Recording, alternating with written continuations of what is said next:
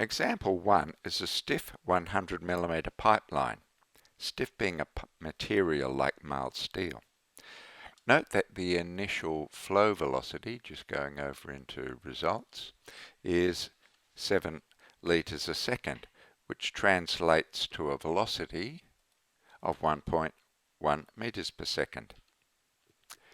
Going over into simulate mode and running a transient simulation for the one and only real-time event that we have.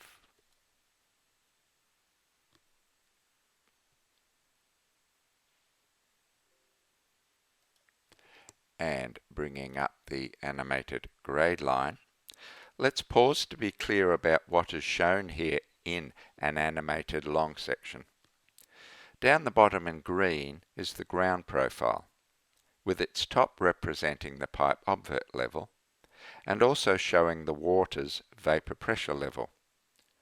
Note in most of these examples the ground profile is made artificially low to remove the ground profile from having any impact on the transient behaviour of the pipeline. This red line is the current hydraulic grade line, which will change when the animation is played. Let me jump to the end of the simulation just to make all the lines visible. Here is the maximum and minimum extent of the hydraulic grade line, in other words, the surge envelope, during the period of this simulation.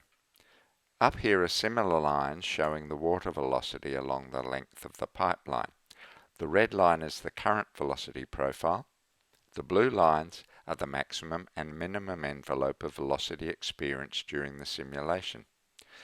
So let's see what happens when the valve closes almost instantly in a stiff 100mm pipe. Rewinding to the beginning of the event and now playing the animation. We see a relatively steep pressure wave move rapidly up and down the pipeline. As time progresses, the amplitude of the pressure wave diminishes as the water column moves towards rest.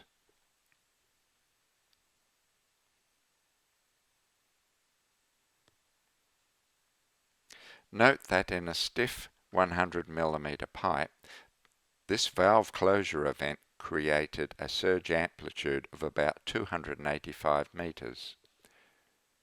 I'm going to pause the animation, I'm going to stop the animation, and I'm going to close that file and return to the editor.